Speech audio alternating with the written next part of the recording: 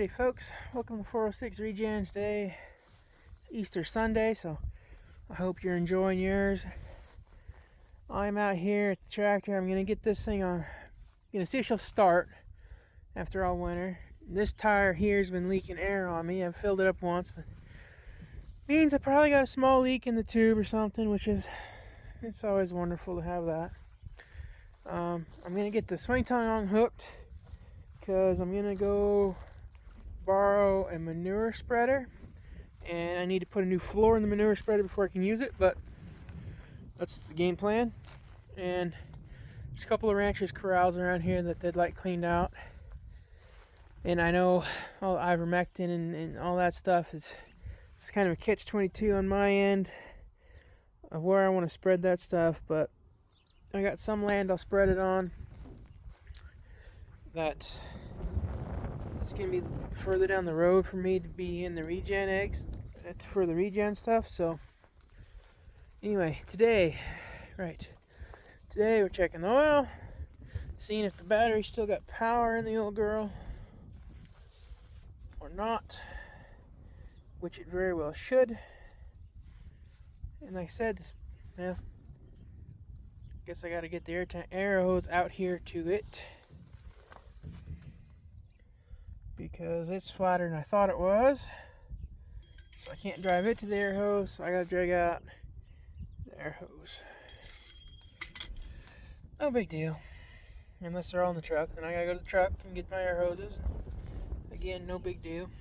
That will not spin without me holding it. I'm sorry. Let me... Well, folks, I hit the record button, but my phone didn't start recording. Ain't that how it goes? I checked the oil. I hit the key, she was sitting here all winter long, hit the key and she started right on up. So it's always good. The equipment's sitting around that long. I'm gonna let her warm up now. I need to go get the air hose drug out and air up the tire, and then I'll get her unhooked. So catch you then. Alrighty folks, I got the swing tongue unhooked. It really bugs me my phone wasn't recording when I was doing that. It's recording now though. So we're unhooked.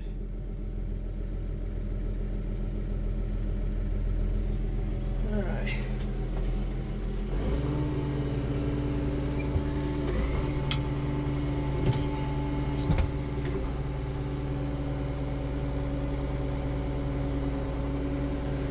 It's always good to have this old equipment going in decent shape.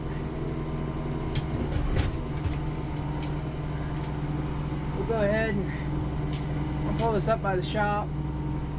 I'm not getting that fertilizer spreader today, but I just wanted this unhooked and ready to go so I can run up the road with it and grab it when he says he's found a tire or whatever he has to do with it. Here pretty soon I need to put new boards on the seeder there so it can stand on it, load the seeder up. It don't have, it's all rotten out. It's kind of dangerous, really. So I'm gonna go ahead and back it in so I can get the air hose easier.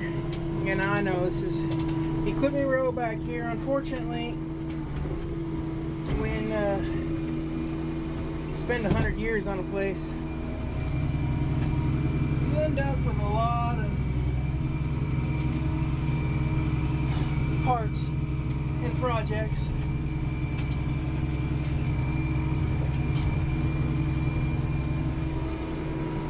So we'll go ahead.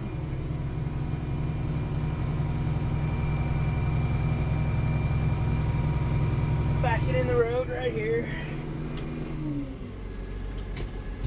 Now in these cases, you never want to leave them in reverse. You always got to put them back to first or neutral and park. There it is. So yeah, I gotta get out the water bottles and clean out the mouse crap. Part of living out in the country like this, you gotta deal with the rodents all the time. But all in all, this one's a lot of millers and not too terribly bad. So anyway, here's one project done for today.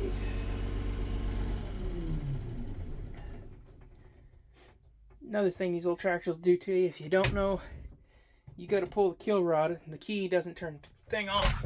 So you don't know that little trick, you'll be wondering why the tractor won't start or turn off. Or on the other hand, if you leave that rod up, you'll be wondering why the tractor won't start. So, anyway, all right, there's one project taken care of for the minute. On to another one. I got the sheep moved a little earlier this morning. I ended up being in town late last night, so I had to feed them over in where they were yesterday on top of the gravel hill over there, so it needed a little bit more carbon there anyway. But so we just got them done getting them fenced in, getting them situated here. And that day came here now when they thought this green, it doesn't really show up out here, but that green out there is a lot more appealing to them than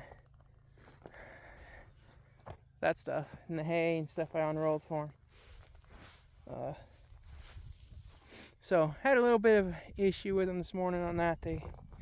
They ran back over there around where we had the first put the cow and stuff in, where that stuff was a few days older than everything else out here, and were enjoying themselves.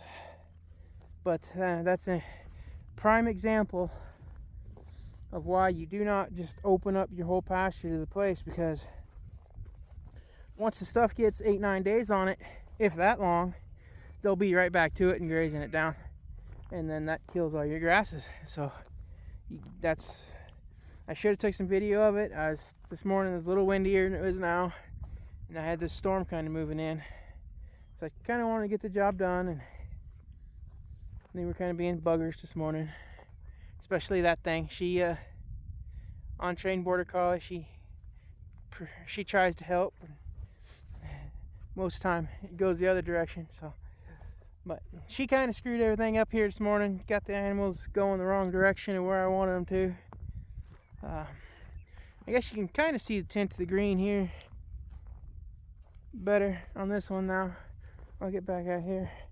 I'm really happy with how well this cleaned up and how fast I was able to get through this little 3-acre spot, and how much they cleaned it up before this started growing out here.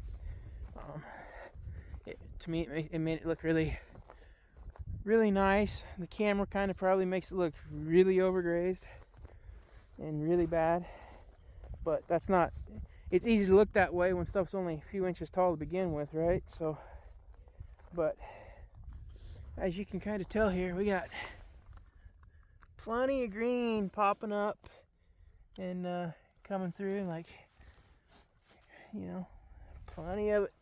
So this will be really nice once we get some rain on it. And you know, folks, last night it tried to rain a little bit. Had a few drops hit the window, but not too terribly much. As you can see, it's definitely greening up out here, which is earlier than normal. You know, I usually figure about the 5th of May is when the grass is really kind of starting to actually grow. So, you know, we got about let's say 2.5 weeks until then. So I guess it's not too terribly early, but it's doing great out here. We got a 2-day storm here. They were predicting snow and rain. I don't know which is which, but hey, I'll take whatever at this point. Spring snow will be, you know, wet and heavy, and it really won't stay around. So as much as I don't like the snow, the spring snows actually get you more moisture than the spring rain, kind of. So I'll take it for another time or two. So that's the last spot over there where they're at right now. Up here where I've been grazing them all winter. That there's the last spot, and now I got to figure out where I'm going with them. You know, because I won't hit this again. I won't be out here again. I'll have to see what the spring flush does. I'm not very good on saying, you know, I'll be here this date. I'm gonna, you know, study the grass and study the ground and see when it says it can be done and grazed again quickly, and not as hard as it got hit, you know, right now in the spring. I hit it pretty hard, so that's why it's, you know, down to the dirt kind of. Looks that way anyway, but you can tell the grass is coming up. Camera really makes it look like dirt because I do have some trampled carbon down, so it really looks really spotty in the camera. It's really freaking me out. I look up and oh, that's not too bad. You look in the camera and man, there's a rabbit will starve out here, but it's not that bad. It'll look a lot better here in a few weeks. So, and then so yeah, I'm gonna see what this storm does, what it does to me here for, you know, moisture or snow or whatever. That'll kind of dictate where I got to put these animals next. Because the middle of May, they're just going to be on the other side of the hill. But I don't want to touch that yet because that's where I want them to lamb out, closer to the house. I can have the dogs in another little pen right next to them and keep the sheep in the net here. So yeah, I'm trying to figure out where I'm going to put them. But been over that all before. I'm still working that out. They seem to be happy. I don't know. I might put them. I might end up running them down this coulee where that well house is, and then the coulee kind of turns that way. I might end up putting them down in there. At the moment, I'm not sure yet. It's where I was gonna put the horses, so I don't know. But it's awesome. The grass is trying to grow. And the sheep are happy. Cows are happy. The she liked the idea of the hay better than the grass, so her and the bull came right over here, and the sheep liked the idea of the grass better after the dog screwed him up. But so they were good. The cow, I mean, the ones I thought I'd have kind of a problem with are the ones that all honky-dory and happy. So as you can tell on my dog kennel here, they're doing a good job of shedding already. So yeah, it's awesome. We're getting greened up here and a little bit more of the same and on the video wise, and we'll be in the lambing, so have to, you know, I'll be recording more of that and all that. So